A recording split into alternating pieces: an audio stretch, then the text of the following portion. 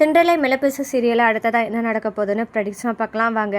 இங்கே நளினி ஒரு கேடுகட்ட ஒருத்தன்கிட்ட தன்னையே இழந்திருக்கோன்னு கூட தெரியாமல் அவன் மேலே நம்பிக்கையோடு இருக்கிறாங்க. எப்படி இருந்தாவது தன்னை கல்யாணம் பண்ணிக்கிடுவான் சித்தார்த் அப்படின்னு நினச்சிக்கிட்டு இருந்த நளினிக்கு ஒரு பேரதிர்ச்சியை காத்துக்கிட்டு இருக்கு. அது என்னன்னு பார்த்தா, சித்தார்த்துக்கு அமைச்சரோட பொண்ணை கல்யாணம் பண்ணி வைக்கிறதுக்கு பத்திரிக்கையில் அடிக்க ஆரம்பிச்சிட்டாங்க அப்படின்ற விஷயமும் தெரிய ஆரம்பிக்குது.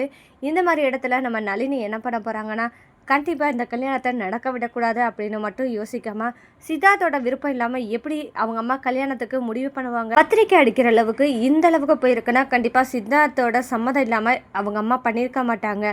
ஒருவேளை நம்மளை பற்றி எதுவும் சொல்லாமல் இருப்பாரோ சித்தார்த் அப்படின்னு சொல்லிட்டு நளினிக்கு சந்தேகம் வருது. நளினி ஒரு பக்கம் பார்த்தா தன்னோட வாழ்க்கையை எப்படி காப்பாற்றணும் அப்படின்னு நினச்சிட்டு ரொம்பவே பயந்துக்கிட்டு தன்னை பற்றி எப்படி யார்கிட்ட சொல்லணும் அப்படின்னு தெரியாமல் முழிச்சுக்கிட்டு இருக்க போகிறாங்க. இது ஒரு பக்கம் இருக்க, இங்கே நம்ம கலாமா ரொம்பவே சந்தோஷத்தோடு இருக்காங்க. எப்படியாவது அமைச்சரோட மகளுக்கும் நம்ம பையனுக்கும் கல்யாணம் ஆயிடுச்சுன்னா இனி அடுத்தடுத்த போஸ்டிங்கில் நம்ம எம்எல்ஏ அமைச்சர் அப்படின்னு சொல்லிட்டு நம்ம முன்னேறிக்கிட்டே போகலாம். நம்மளோட முன்னேற்றத்துக்கு அடிப்படையாக இருக்கிறதே இந்த கல்யாணம் தான்.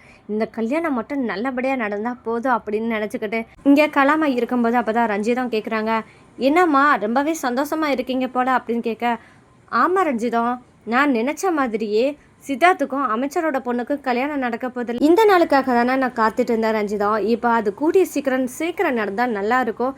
அப்போ தான் என்னோட வாழ்க்கையில் நான் முன்னேற முடியும். என்ன ரஞ்சிதம், நான் சொல்கிறது சரிதானா அப்படின்னு ரஞ்சிதத்திட்ட கேட்க, அப்போ ரஞ்சிதமும் சொல்கிறாங்க, ஆமாம்மா நீங்கள் சொல்கிறதும் கரெக்டு தான். இந்த கல்யாணம் மட்டும் முடிஞ்சிடுச்சுன்னா போதும், நீங்கள் உங்களோட அரசியல் வாழ்க்கையில் கொடி கட்டி பறப்பீங்க இந்த மாதிரி ரஞ்சிதம் சொல்ல, அப்போதான் நம்ம கலாமா ரொம்பவே சந்தோஷத்தோட இருக்காங்க. இனிமேல் தான் இந்த கலாமாவோட சந்தோஷமும் சரி, இவங்களோட அரசியல் வாழ்க்கையில் கொடி கட்டி பறக்க போகிறாங்க அப்படின்ற ஒரு எண்ணமும் சரி மண்ணோட மண்ணா மக்கி போக போகுது. தன்னோட ஆசையிலையும் கனவுலையும் இப்போ இடியே விழுக போகுது. இந்த இடத்துல நம்ம கலாமா என்ன பண்ண போகிறாங்க?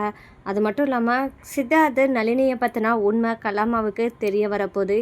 இந்த உண்மையை தெரிஞ்சால் நம்ம கலாமா என்ன பண்ண போகிறாங்க அப்படின்றதாங்க இனி வரப்போகிற எபிசோடில் ட்விஸ்டாக இருக்க போகுது.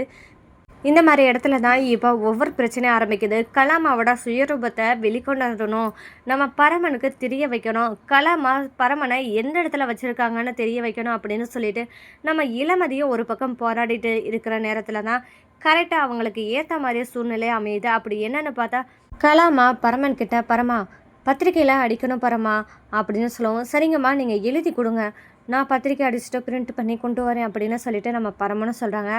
அப்போ கலாமா வந்து ரஞ்சிதம் இவங்க உங்கள் பேரை எழுத அப்படின்னு சொல்லிட்டு ரூம்குள்ளே கூட்டிகிட்டு போய் எழுதுறது மட்டும் இல்லாமல் அப்போ பரமன் பேரை எழுதாமல் விடுறாங்க. அப்போ ரஞ்சிதம், அம்மா பரமன் பேரை விட்டுட்டீங்க அப்படின்னு சொல்லும்போது, பரமன் வந்து எனக்கு யார், எந்த உறவு முறையுமே தெரியாது, அப்படிப்பட்டவன் பேரை நான் எப்படி என் பையன் கல்யாணத்துக்கு சேர்ப்பேன்? அது மட்டும் இல்லாமல் பரமன் என்னை பொறுத்த வரைக்கும் இந்த வீட்டு நாய் மாதிரி தான் அவன். அப்படி இருக்கும்போது அவன் பேரை எதுக்கு போடணும் அப்படின்னு சொல்லும்போது, சரியா சொன்னீங்க கலாமா அப்படின்னு சொல்லிட்டு ரஞ்சிதமும் கலாமாவும் சிரிச்சுக்கிட்டே பத்திரிக்கைக்கு தேவையான பேர்கள் எல்லாம் எழுதிக்கிட்டு நம்ம பரமன்ட்டையும் கொடுக்க, பரமனும் அதை என்ன இருக்குது ஏது இருக்குன்னு கூட பார்க்காம அப்படியே பிரிண்ட் அடிக்கிறதுக்கு கொண்டு போயிடறாங்க. பிரிண்ட் அடிச்சுட்டு நம்ம பத்திரிக்கை வீட்டுக்கு கொண்டு வரும்போது தான் இங்கே நம்ம இளமதியும் பத்திரிக்கை கொடுப்பறமா நான் பார்க்குறேன், பத்திரிக்கையும் நல்லா இருக்கா என்னன்னு பார்ப்போம் அப்படின்னு சொல்லிட்டு பத்திரிக்கை எடுத்து பார்க்கும்போது தான் அந்த பத்திரிக்கையில் பரமன் பேரே இல்லை, எந்த இடத்துலையுமே இல்லை அப்படின்றது தெரிஞ்சிருச்சு. இதை எப்படியாவது கேட்கணும் அப்படின்னு சொல்லிட்டு நம்ம இளமதியும் கோவப்பட்டு கலாமாட்ட போய் கேட்குறாங்க. இங்கே பாருங்கள் என்னது அத்தை அப்படின்னு சொல்லிட்டு நம்ம இளமதி கேட்க, என்னதுன்னா பத்திரிக்கை தானே, இது சித்தார்த்த கல்யாண பத்திரிக்கை அப்படின்னு சொல்ல, இந்த பத்திரிக்கையில் என்ன பண்ணி வச்சுருக்கீங்கன்னு உங்களுக்கு தெரியாதா அப்படின்னு சொல்லி கேட்க, என்ன பண்ணி வச்சுருக்கேன், நீ என்ன சொல்ல வர அப்படின்னு கேட்கும்போது நம்ம இளமதி சொல்கிறாங்க, இங்கே பாருங்கள் பரமன்றது யார், நீங்கள் சுற்றமும் நட்பும் அப்படின்றதுல கூட பரமனோட பேரை எதுவுமே போடலையே, அது மட்டும் இல்லாமல் அண்ணன்ற ஒரு உறவு முறை கூட நீங்கள் போட வேணாம், மற்ற இடத்துலையாவது அவன் பேரை இதுலையாவது குறிப்பிட்டு போட்டிருக்கலாமே, ஏன் போடாமல் விட்டீங்க அப்படின்னு சொல்லிட்டு நம்ம இளமதி கேட்கும்போது, ஆகா கரெக்டாக நம்ம பரமன் இருக்கும்போது இப்படி ஒரு கேள்வி கேட்டுட்டாலே பரமனும் நம்ம இவனை வேறு மாதிரி தான் நினைக்கிறோன்னு தெரிஞ்சுக்கிட்டானா கண்டிப்பாக நமக்கு எதிராக மாறதுக்கும் தயாராகிடுவான். அதனால் நம்ம வேறு மாதிரி தான் டீல் பண்ணணும் அப்படின்னு சொல்லிட்டு நம்ம கலாமாவும் இளமதி கிட்ட என்ன சொல்கிறாங்கன்னா, இங்கே பாரு இளமதி, பத்திரிக்கையில் இவங்க பேர் இருக்கணும் அப்படின்னு நான் சொன்னேன். ஆனால் எழுதுனதை இந்த ரஞ்சிதா தான். இந்த ரஞ்சிதா என்ன பண்ணான்னு தெரியல, ஏன் பரமன் பேரை எழுதாம இருந்தான்னு தெரியல. எல்லாமே இவளால் தான் வந்துச்சு. பரமன் பேரை ஏன் போடலை, அவனும் எனக்கும் பிள்ளை மாதிரி தானே அப்படின்னு சொல்லிட்டு ரஞ்சிதத்தை பலார்னு ஒரு அறை விட்டதுமே வேறு வழியே இல்லாமல் இங்கே பரமனும், இளமதி எதுக்கு இப்போ தேவையில்லாமல் அம்மா கிட்ட இவ்வளோ தூரம் பேசிக்கிட்டு இருக்கா? கேவலம் ஒரு பேர் தானே, இந்த பேர் இல்லைன்னா நான் ஒன்றும் சித்தார்த்துக்கு அண்ணன் இல்லாமல் போகாதுல, விடு அப்படின்னு சொல்லிட்டு நம்ம இளமதி கிட்ட பரமன் பேசுகிறாரு. இந்த மாதிரியான நேரத்தில் தான் நம்ம நளினியும் கரெக்டாக வந்து நிற்கிறாங்க. அப்போ தான் என்ன பிரச்சனை ஓடிக்கிட்டு இருக்கு, பத்திரிக்கையை பற்றி பேசிகிட்டு இருக்காங்களே, என்ன இன்விடேஷனை பற்றி பேசிகிட்டு இருக்காங்க அப்படின்னு சொல்லிட்டு நளினி உள்ளே வர, அப்போ தான் டேய் பரமா, பேசுனதெல்லாம் போதும், உனக்கு ட்ரெஸ்ஸிங் பண்ணணும்ல, அங்கே அந்த பொண்ணு வந்துட்டா, போ ட்ரெஸ்ஸிங் பண்ண அப்படின்னு சொல்லும்போது சரிம்மா அப்படின்னு சொல்லிட்டு பரமனும் ரூம்குள்ளே போயிடறாங்க. இந்த மாதிரி இடத்துல தான் நம்ம நளினி யார்கிட்ட கேட்குறதுன்னு தெரியாமல் இங்கே நம்ம இளமதிட்டே கேட்குறாங்க. அக்கா, இவ்வளோ நேரம் வரைக்கும் பத்திரிக்கைன்னு சொல்லிட்டு ஏதோ பேசிகிட்டு இருந்தீங்களே, என்ன தான் நடந்துச்சு அப்படின்னு சொல்லி கேட்க, அப்போ தான் நம்ம இளமதி உண்மையை சொல்கிறாங்க. இல்லை நளினி, இங்கே சித்தார்த்துக்கு கல்யாணம் முடிவாயிடுச்சு. கல்யாணம் இனி ஒரு வாரத்தில் நடக்க போகுது. பத்திரிக்கை அடிச்சுட்டு வந்தால் அந்த பத்திரிக்கையில் பரமன்ற பேரே இல்லை. அதை பார்த்து தான் நான் சண்டை போட்டேன் அப்படின்னு நம்ம இளமதி சொல்ல, எனக்கா சொல்கிறீங்க, சித்தார்த்துக்கு கல்யாணமா அப்படின்னு சொல்லி கேட்குறாங்க.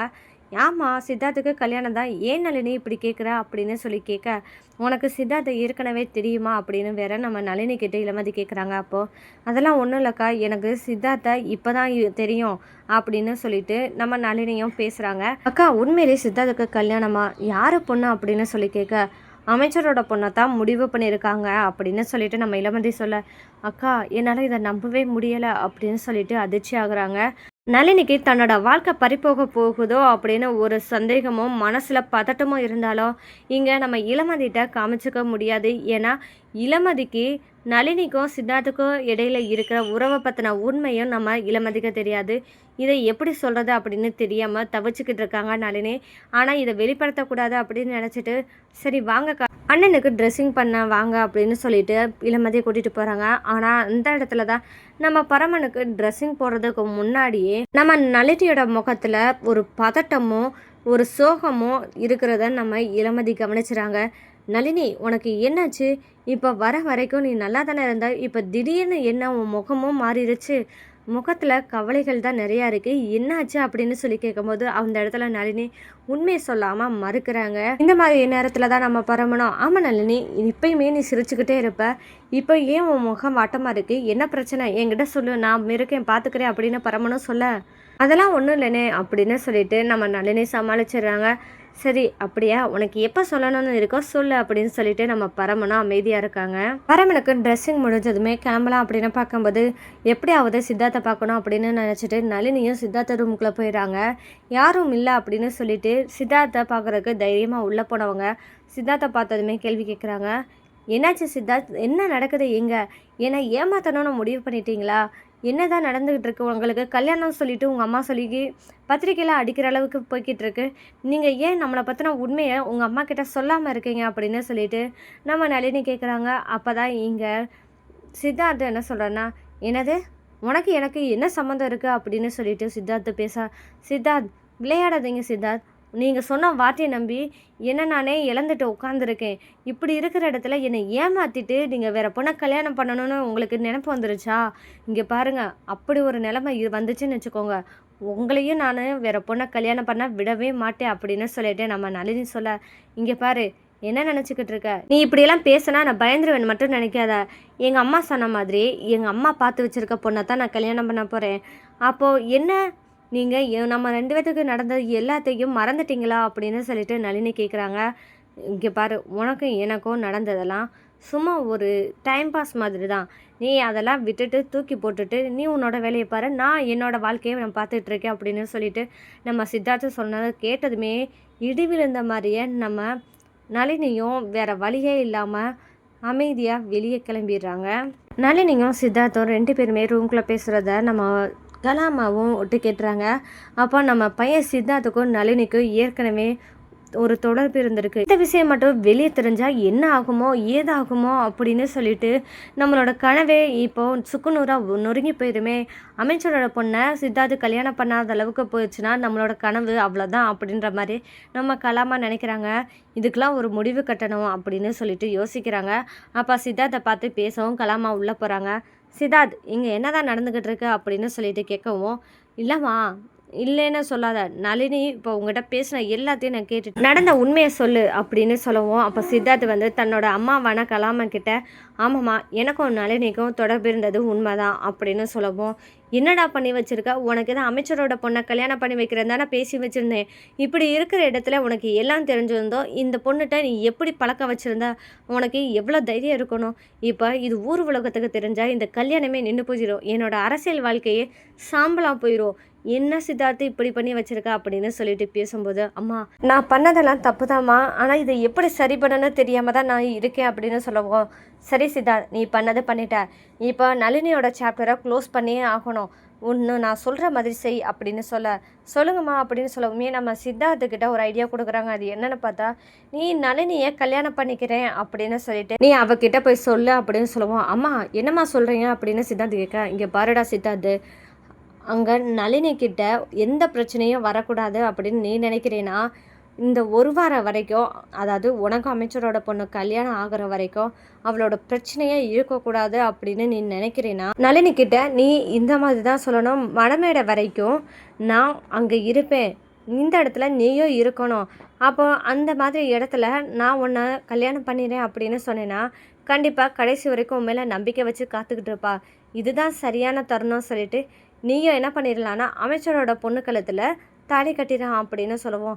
அம்மா ஐடியாலாம் நல்லா தான் இருக்குது, இது ஒர்க் அவுட் ஆகுமா அப்படின்னு சொல்லிட்டு நம்ம கலாமா கிட்ட சித்தார்த்து கேட்க, இங்கே பாருடா உனக்கு நான் இருக்கேன், கண்டிப்பாக உனக்கும் அமைச்சரோட பொண்ணுக்கும் கல்யாணம் பண்ணி வைக்கிறது என்னோட பொறுப்பு அப்படின்னு சொல்லிட்டு நம்ம கலாமா வாக்குறுதி கொடுக்குறாங்க. கலாமா சித்தார்த்தோட பிளானை பற்றி நம்ம நளினிக்கு தெரிஞ்சால் கண்டிப்பாக நளினி சும்மா இருப்பாங்களா? கண்டிப்பாக இருக்கவே மாட்டாங்க. அதுக்கு முன்னாடி நளினி பற்றின உண்மை நம்ம இளமதிக்கு தெரிஞ்சால் இளமதி என்ன பண்ணுவாங்க, நம்ம கலாமா சித்தார்த்தோட திட்டங்கள் எல்லாம் முறியடிச்சு சித்தார்த்துக்கும் நளினிக்கும் கல்யாணம் பண்ணி வைக்க போகிறாங்க நம்ம இளமதியும் பரமனும் சேர்ந்து. இது எப்படி நடக்க போகுது அப்படின்றதாங்க இனி வரப்போகிற எபிசோடில் ட்விஸ்டாக இருக்க போகுது. இந்த மாதிரியான சுவாரஸ்யங்களை நீங்கள் தெரிஞ்சுக்கணும் மறக்காம நம்ம சேனலை சப்போர்ட் பண்ணி ஆதரவு தெரிவிங்க. மீண்டும் சந்திப்போம்.